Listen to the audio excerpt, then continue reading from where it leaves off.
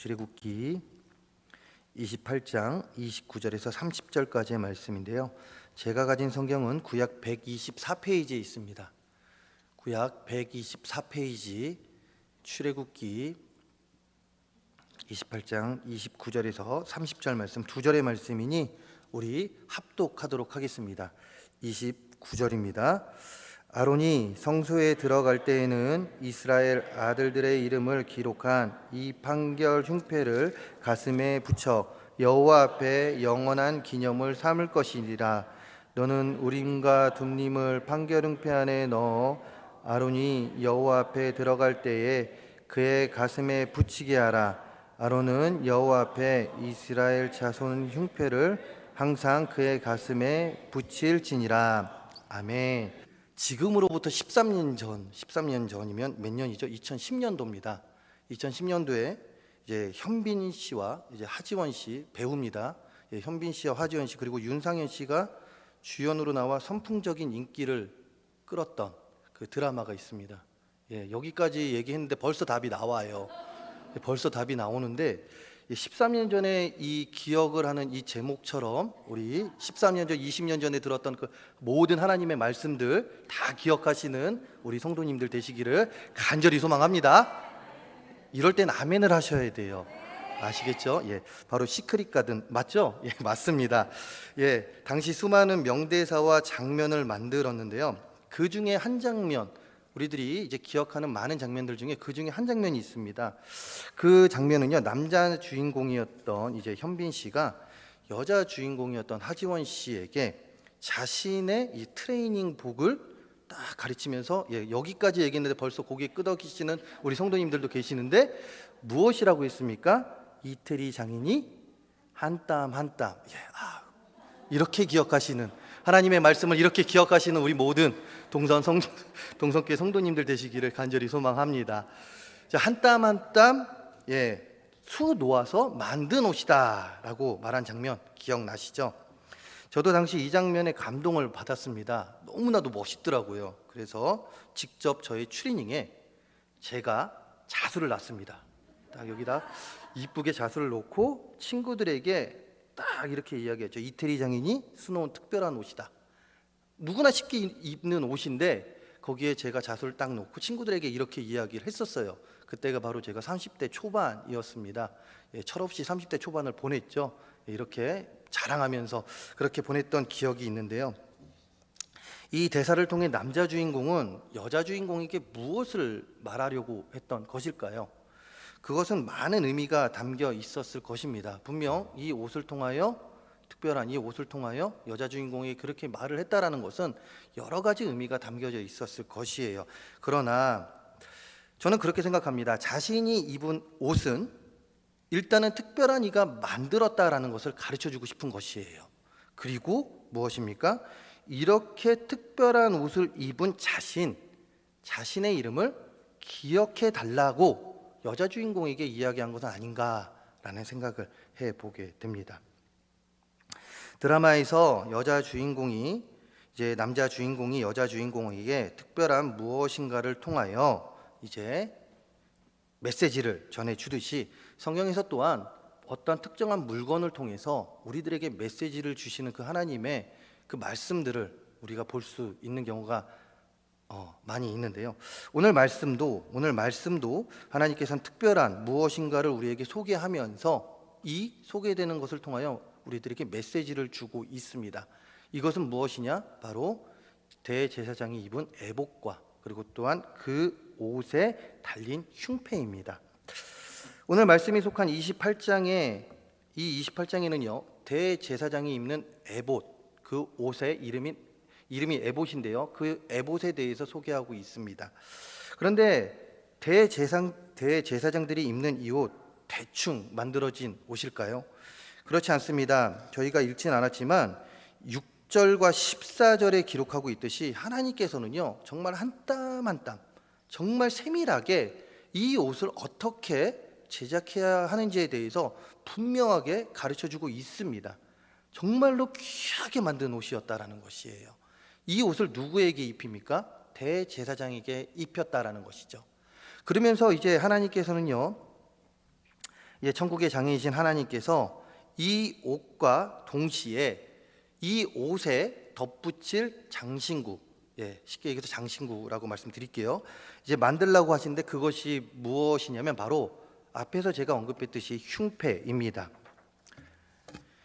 장신구이기에 대충 만들면 되겠지 생각하시는 분들도 있겠지만 이 흉패는요 대충 만들어진 게 아닙니다. 이 흉패 또한 오늘 읽지 않았지만 15절에 이렇게 기록하고 있는데요, 15절 말씀을 보시게 되면 다음과 같이 기록되어 있습니다. 제가 읽겠습니다. 너는 판결 흉패를 에봇 짜는 방법으로 금실과 청색, 자색, 홍색, 실과 가늘게 꼰 배실로 정교하게 짜서 만들되. 아멘. 판결 흉패, 즉 이 흉패를 만듦에 있어서 어떻게 만들라고 이야기하고 있습니까? 에봇, 즉 하나님께서 대제사장에게 입히시기 위해 만든 그 옷과 똑같은 재료로 만들라고 지금 이야기하고 계세요. 정교하게 짜서 만들라고 이야기합니다. 그리고 21절에서 기록하고 있듯이 12개의 보석 위에 12지파의 이름을 적습니다. 새깁니다. 그리고 이 새겨진 12개의 보석을 어디에 올립니까? 하나님께서 만들라고 하신 그 장신구 흉패에 위치하게 합니다. 이렇게 만들어질 때 흉패가 완성이 된다라는 것이죠. 그리고 하나님께서는 이렇게 화려하게 장식이 된 흉패를 어디에 두라고 하실까요? 에봇 위 아무데나 두라고 하실까요? 제가 말씀드렸듯이 장신구입니다. 장신구. 그렇기 때문에 이 옷 아무 곳이나 둬도 된다라고 얘기하셨을까요? 그렇지 않습니다. 22절 이하에 기록하고 있듯이 대제사장들이 입는 옷에, 이 흉패를 대제사장들이 입는 옷에 두라고 이야기를 하십니다. 그러면서 정확한 위치를 말씀해 주시는데 그 위치가 어디냐? 바로 오늘 말씀 29절과 30절에 반복해서 나오는 단어가 있어요. 그 반복해서 나오는 단어가 무엇일까요? 바로 가슴입니다. 가슴에 두라고 이야기하고 있어요. 그렇다면 하나님은 왜 제사장들이 입는 옷, 그 에봇, 그 위에 12개의 보석이 달린 흉패를 달라 하시는데 다른 곳이 아닌 이 가슴에 두게 하셨을까요? 단순히 대제사장들이 입는 옷이기 때문에 어디에 나가서 이 장신구, 이 장신구가 잘 보이게 하기 위해서 이렇게 가슴에 두라고 하셨을까요? 다른 사람들보다 좀 더 화려한 옷을 입었다라는 것을 대제사장들에게 그들이 이 좀 더 화려한 옷을 입었다, 이것을 뽐내기 위해서 이 가슴에 두게 하셨을까요? 그렇지 않습니다. 여기에는 특별한 이유가 있습니다. 이 특별한 이유가 무엇이냐? 오늘 읽은 29절 말씀에 기록되어 있는데요, 29절의 말씀 다시금 읽어보겠습니다. 29절입니다. 우리 함께 읽겠습니다. 아론이 성소에 들어갈 때에는 이스라엘 알드들의 이름을 기록한 이 판결 흉패를 가슴에 붙여 여호와 앞에 영원한 기념을 삼을 것이라. 아멘. 이 말씀을 새번역에서는 다음과 같이 기록하고 있습니다. 우리 새번역에 기록된 이 말씀 함께 읽어보도록 하겠습니다. 읽겠습니다. 아론이 성소로 들어갈 때에는 이스라엘 아들들의 이름이 새겨진 판결 가슴바지를 가슴에 달고 들어가게 하여 이것을 보고 나 주가 언제나 이스라엘을 기억하게 하여라. 아멘. 하반절에 무엇이라고 기록하고 있습니까? 나 주가 언제나 이스라엘을 기억하게 하여라. 아멘.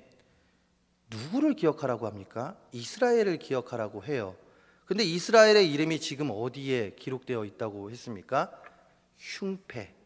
흉패에 있는 보석, 그 12개의 보석에 기록되어 있다라는 것입니다. 무엇입니까?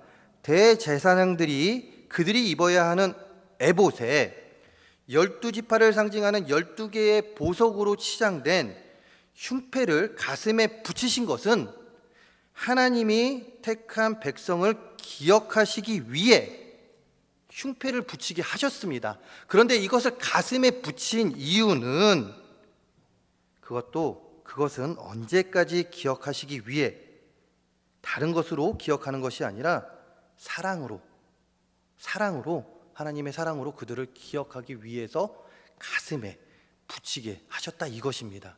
가슴은요, 사랑을 의미합니다. 그렇기 때문에 이들을 그 흉패를 가슴에 붙임으로 내가 너희들을 기억하는데 어떻게 기억한다고요? 사랑으로, 자신의 사랑으로 내가 너희를 기억하겠다라고 말씀을 하신 것입니다. 이렇게 특별한 옷, 이 옷을 대제사장들이 입었고, 또한 이 옷을 통하여, 이 흉패를 통하여 하나님은 이스라엘을 기억하셨던 것이죠. 가슴으로 말입니다. 사랑으로 말입니다. 그렇다면 하나님께서는 이런 특별한 옷, 특히나 가슴에 붙인 흉패를 통하여 우리에게 무엇을 말씀하고 계시는 것일까요? 하나님께서 자신이 만든 특별한 옷, 가슴에 위치한 흉패를 소개함을 통하여 이스라엘 백성을 자신의 사랑으로 언제까지나 기억하시겠다라고 하셨듯이, 하나님께서는 자신의 가슴에 우리 동성교회 모든 성도님들의 이름을 적어 한 사람 한 사람의 이름을 언제나 영원토록 기억하시겠다라고 오늘 말씀을 통하여 우리에게 말씀하고 계신 것입니다. 이 메시지를 우리에게 주시고 있다 이것이에요. 그런데 그냥 기억하는 것이 아닙니다. 가슴에 새겼다라고 이야기하지 않았습니까? 무엇입니까? 사랑으로 영원히 함께 하겠다라고 우리에게 말씀하고 계십니다. 믿으십니까? 이 사랑이 지금 누구와 함께하고 있다고요? 바로 나와 함께하고 우리와 함께하고 있다 이것입니다. 그리고 이 말씀이 얼마나 위로가 되는 말씀인지 모르겠습니다. 즉 우리를 기억하시는 그 하나님의 사랑, 우리의 이름을 기억하시는 그 하나님의 사랑이 얼마나 위로가 되는 말인지 모르겠어요. 한 지인 목사님의 이야기입니다. 저희 이야기가 절대 아니에요. 오해하지 마시기 바랍니다. 목사 안수를 받기 전 30이 이제 조금 넘은 나이에 결혼을 준비하며 배우자 기도를 열심히 했다고 합니다. 그리고 이런 목사님의 사정을 알게 된 지인들도 많은 지인들이 자매님을 소개시켜 줬다고 해요. 그런데 인연이 아니었는지 모든 만남이 이제 순조롭게 이루어지지 않았다고 합니다. 그러던 중 그 목사님이 길을 가다가 한 광고를 봤어요. 그 광고는 무엇일까요? 대충 나오실 텐데 바로 결혼정보업체. 결혼정보업체 그 광고가 딱 그날따라 눈에 매일같이 지나가던 길인데 평소에는 그냥 지나쳤을 그 길, 그런데 그날따라 이 결혼관계업체의 광고가 너무 눈에 띄었다라는 것입니다. 그래서 혹시나 하는 마음에 회원가입을 하고 이제 의뢰서를 작성하였다고 해요. 그런데 금세 난관에 빠졌다라고 합니다. 왜 그랬을까요? 그 이유는 처음에 이제 무엇을 물어볼까요? 남성입니까? 여성입니까를 물어보겠죠. 남성입니다를 쓰고 이제 기본 정보를 씁니다. 그러고 나서 이제 나온 것이 무엇이냐? 자신의 직업, 그리고 연봉, 그리고 그 외에 자신의 외적으로 보여야 될 그 모든 것들, 그것들을 대답해야 되는 그 질문들이 나왔다라는 것이에요. 그래도 혹시나 하는 마음에 계속해서 질문에 답을 하였지만 갈수록 스스로가 정말 나는 이렇게 쓸모가 없는 사람인가? 왜 이렇게 나는 아무것도 없지라는 그런 자괴감이 들었다라고 합니다. 그래서 결국에는 마지막 질문에 답을 하기 전에 이 의뢰서를 작성하는 것을 그만두었다라고 해요. 그러고 나서 이렇게 무릎 꿇고 이렇게 기도했다고 합니다. 어떤 능력을 가지고 있고 없고를 떠나 또한 자신이 어떤 환경이 되었든 간에 나의 중심을 봐주실 분은 오직 한 분, 하나님밖에 안 계십니다. 나의 중심을 보고 나의 이름을 기억해 주시는 하나님 감사합니다 라고 말입니다. 지금 우리들이 살아가는 사회는 어떠합니까? 회사에서의 능력, 즉 지위는 어느 정도인지, 재산은 얼마인지, 또한 어떤 차를 타고 다니는지, 이렇게 외적으로 보이는 것이 중요해진 사회가 되었습니다. 어느 순간부터 외적인 것에 더욱더 치중하는 우리 사회가 되었다 이것이에요. 그러다 보니 많은 사람들이 외적인 부분에 집중할 뿐만이 아니라 외적으로 보이는 것이 대부분의 것에 대한 기준이 되어 버렸습니다. 단적인 예를 들자면 자식들이 친구를 사귀는 것을 이야기할 수 있는데요. 과거에는 지나다니다가 옆 동네에 누구를 만나 그 사람과 친해지면 친구가 될 수 있었습니다. 그리고 또한 부모님들도 그 아이를 자신의 자식처럼 귀하게 여겼죠. 그런데 지금은 어떠합니까? 자신들보다 못한 환경에 있는 친구들, 그 친구들과 어울리고 있는 자신의 자식을 보게 되면 불러다 이렇게 이야기하죠. 너 쟤랑 놀지 마. 엄마 왜요? 라고 이야기하면 서스럼 없이 이야기합니다. 쟤는 너보다 못한 환경에 있는 애야 라고 말입니다. 이게 왜 이렇게 됐을까요? 외적인 것에 집중하는 현사회 문화 때문에 그렇습니다. 그런데 하나님은 이러지 않으신다 이것입니다. 무엇입니까? 하나님께서는 세상 사람들과 달리 우리의 재력과 명예, 외적으로 보이는 것을 중요히 여기지 않으시고 그 무엇보다 우리의 이름 이 세 글자를 중요하게 여기신다 이것입니다. 진태봉이라는 저의 외적인 모습이 아니라 진태봉이라는 이 이름을 귀중하게 여기신다 이것이죠. 그리고 이 이름을 앞에서 언급했듯이 자신의 가슴에 두고 언제까지 기억해 주신다라고 우리에게 약속하고 계신다 이것입니다. 우리 성도님들의 외적인 모습을 보시는 것이 아니라 우리 성도님들의 이름 세 글자를 하나님은 가슴에 새기시고 사랑으로서 우리 성도님들을 붙잡고 계신다 이것이죠. 이 사회를 창조하시고 언제나 희망과 기쁨을 주시는 전지전능하신 하나님께서 우리의 이름을 영원토록 기억해 주신다니 좋으시지 않으십니까? 저는 너무 좋습니다. 다른 것이 아닌 저의 이름을 기억해 주신다라는 것이 너무나도 좋습니다. 감격이 됩니다. 이런 하나님의 은혜는 힘든 세상을 살아감에 너무나도 큰 위로가 됩니다. 왜 그렇습니까? 그 누구도 나를 기억해 주지 않을 것 같은 이 세상, 혼자 발버둥 치며 살아가면서 왜 나만 겪는 고통이냐고, 왜 나에게는 나를 도와주는 사람이 없습니까? 왜 나는 혼자 힘들어야 합니까? 나는 이 세상에서 외톨이입니까? 라고 외치며 살아가는 이 세상, 아무도 나를 기억해 주지 않는다라고 생각할 때 나를 위로해 주시는 분이 계시기 때문에 그래요. 누구요? 하나님이요. 나의 이름을 기억해 주시는 그 하나님이 자신의 가슴에 우리의 이름을 두고 우리가 살아가기 때문에 저는 이 말씀이 너무나도 큰 위로가 됩니다.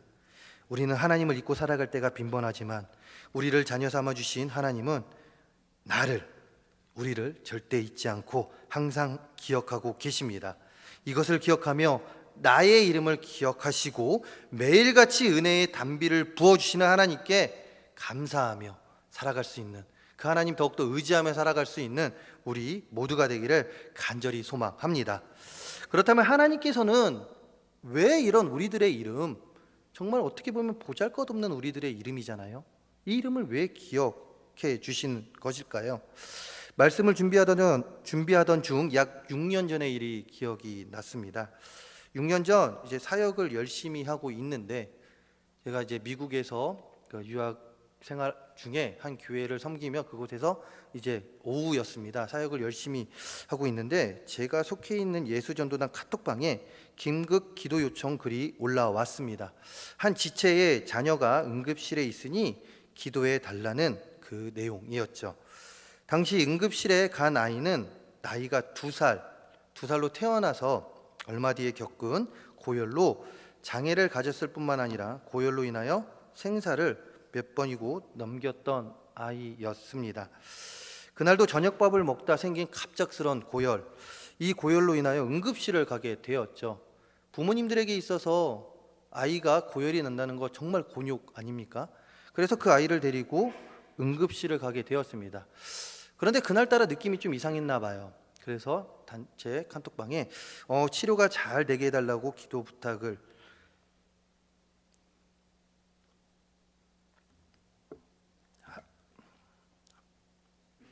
하였던 것이죠. 그 카톡을 보고 저도 이제 하던 모든 사역을 멈추고 기도를 했습니다. 치료가 잘 되어 부모님의 품에 안기게 해달라고 말입니다. 그런데 하나님은 저의 기도와 다른 뜻이 있었던 것 같아요. 얼마 뒤에 이제 아이의 부모에게 연락이 왔습니다. 하나님께서 그 아이를 데리고 갔다고 말입니다. 그러면서 기도해 주어서 감사하다는 글을 남겼습니다. 사실 저는 잊고 있었습니다. 앞에서 말씀드렸듯이 말씀을 준비하기 전까지 그 아이를 잊고 있었어요. 6년 전에 그 아이를 위해 기도를 열심히 했지만 그때 그 이야기를 듣고 그 후에는 그 아이를 잊고 있었습니다. 그러나 이 말씀을 준비하던 중 생각이 났고 혹시나 하는 마음에 그 지체, 그 어머니의 카톡을 이제 보았습니다. 아니나 다를까 그 지체는요, 카톡 프로필 한켠에 그 하나님께서 데려간 그 아이, 2살에 멈췄던 그 아이의 흔적을 남겨두고 계속해서 그 아이를 기억하고 있었습니다. 6년 전 카톡방에 있던 이들뿐만이 아니라 더 많은 이들이 이 아이를 위해 기도했습니다. 분명 기도했습니다. 그런데 현재 얼마나 많은 이들이 그 아이를 기억할까요? 그 아이를 위해 기도했던 대부분의 분들이 저와 같이 그 아이를 당시에는 그 아이의 상황 때문에 기도했겠지만 아마도 잊었을 것입니다. 그러나 기도 제목을 올렸던 그 지체, 그 어머니는 기억하고 있습니다. 왜 그럴까요? 그 아이가 누구이기 때문에? 자신의 자녀이기 때문에, 그 아이의 부모이기 때문에 그렇습니다. 그 아이의 부모이기 때문에 그 아이가 태중에 있을 때부터 더여 함께 지낼 때의 모든 추억들을 자신의 가슴에 간직한 채 지금도 앞으로도 자신이 죽는 그날까지 그 아이의 이름과 모든 것을 기억하며 살아갈 것입니다. 하나님께서 우리의 이름을 기억해 주는 것도 이와 마찬가지입니다. 우리는 하나님께서 택함 받은 하나님의 자녀이기 때문에 그렇다 이것입니다. 하나님의 자녀가 되었기 때문에 하나님은 그 부모가 아이를 기억하듯이 우리는 잊었지만 하나님께서 우리를 기억하고 계시다 이것입니다. 우리의 이름을 자신의 가슴에 두고 기억하시는 것입니다. 오늘 말씀에 나온 이스라엘 백성들도 마찬가지입니다. 하나님께서 오늘 말씀에서 이스라엘 백성들을 기억하시겠다고 하신 것도 하나님께서 이들을 언약 백성으로 세워주셨기 때문입니다. 자신의 자녀로 선택하셨기 때문에 그렇습니다. 그렇게 이들이 아무리 미운 짓을 해도 못난 짓을 해도 하나님께서는 자신이 택하여 자녀 삼은 이스라엘 백성들을 항상 가슴에 품으시고 그들의 삶을 인도해 주셨습니다. 그리고 오늘 말씀에서와 같이 그들에게 약속하고 계시는 것이에요. 무엇이라고요? 내가 너희를 언제나 기억하겠다라고 말입니다. 하나님께서 이스라엘 백성들과 같이 우리의 이름을 기억해 주시는 것 많은 이유가 있겠지만 그중 한 이유는 우리를 이스라엘 백성들과 같이 하나님의 자녀로 삼아 주셨기 때문입니다. 그렇게 하나님의 눈에 우리가 너무나도 부족한 자로 보이겠지만 그럼에도 불구하고 미우나 고우나 우리들을 가슴에 품으시고 우리들의 이름을 기억하시고 지금까지 그래왔듯이 또한 지금도 또한 앞으로도 우리의 삶을 인도해 주셨고 인도해 주시고 앞으로도 함께 동행해 주실 것입니다. 어디에 두고요? 가슴에 품고 말입니다. 시편 2편 7절의 말씀 함께 읽어보도록 하겠습니다. 시편 2편 7절의 말씀입니다. 내가 여호와의 명령을 전하노라. 여호와께서 내게 이르시되 너는 내 아들이라. 오늘 내가 너를 낳았도다. 아멘. 오늘 내가 너를 낳았도다. 너는 내 아들이다. 너는 내 자녀이다 라고 하나님은 분명히 이야기하고 계십니다. 우리는 누구입니까? 하나님의 자녀입니다. 우리는 하나님이 모르는 자가 아닙니다. 하나님께서 우리를 택하셔서 가장 가까운 이로 만들어 주셨습니다. 가장 가까운 존재로 만들어 주셨다 이것이에요. 가까운 존재인 하나님의 자녀로 만들어 주셨다 이것입니다. 육신의 부모님들이 계시겠지만 궁극적으로 우리는 하나님께 택함받아 자녀가 된 자들이 되었습니다. 그러니 하나님의 자녀가 됨에 자부심을 가지고 이 세상에서 하나님의 이름 아래서 더욱 당당히 살아갈 수 있는 우리 모든 성도님들이 되시기를 간절히 소망합니다. 그 가운데 비본질적인 것들과 비정상적인 것들, 비상식적인 것들에 현혹되지 마시고 당당히 맞서 싸우시기 바랍니다. 이 세상에서 악한 것들이 우리를 틈할지라도 그것에 당당히 싸워 나아갈 수 있는 우리들이 되시길 바랍니다. 세상의 자녀가 되지 마시기 바랍니다. 오직 하나님의 자녀가 되는 우리 모든 성도님들이 되시기를 간절히 소망합니다. 그렇다면 전 세계 80억 5천만 인구 중에 택함받아 하나님의 자녀가 되었고 이렇게 자녀가 된 우리의 이름을 기억하시는 하나님 앞에서 우리들은 어떤 삶을 살아야 하겠습니까? 우리는요, 하나님의 자녀가 되었음에 먼저 감사해야 됩니다. 누구에게요? 하나님께 감사해야 합니다. 또한 이 하나님께 감사하며 말씀에 순종하며 살아야 합니다. 하나님의 말씀에 순종하며 살아야 합니다. 왜요? 아빠잖아요. 영적인 아빠, 근본적인 우리의 부모님, 그 말씀에 순종하며 살아야 합니다. 그러면서 성경적인 가치관을 가지고 삶의 방향 감각을 모든 것에 하나님께 맞추며 살아야 합니다. 무슨 삶입니까? 작은 예수의 삶을 살아야 한다 이것이죠. 우리가 주의 자녀가 되었음에도 넘어지고 부족한 모습으로 살아가는 이유는 무엇일까요? 앞에서도 언급했듯이 외적으로 너무나도 화려해 보이는 세상의 화려함이 좋아 보이고 또한 그곳에 우리의 마음을 쉽게 주기 때문에 그렇습니다. 그러다 보니 성경적 가치관을 가지고 살아갈 때는 비정상적인 것으로 보였던 것들이 우리의 마음이 어느 순간 세상에 현혹됨과 동시에 정상적으로 보이게 된다 이것이에요. 그러면서 세상 사람들과 별반 다름없는 삶을 살아가게 됩니다. 하나님께 감사하는 것이 아니라 하나님께 어떻게 합니까? 왜 나에게는 이것을 안 주십니까? 왜 나에게는? 하고 불평불만을 한다 이것이죠.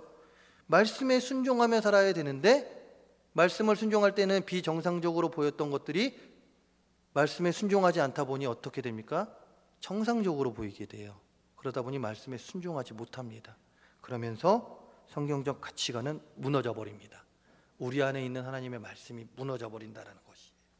그러면서 우리가 작은 예수의 삶을 살아갑니까? 그렇지 않다라는 것이죠. 세상에 속한 자로 살아가게 된다 이것입니다.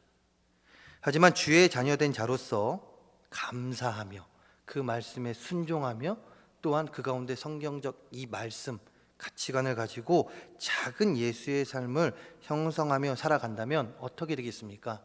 세상의 모든 것들은요 정말 허무하게 보여지게 된다 이것이에요. 세상의 것들에 감사하지 않습니다.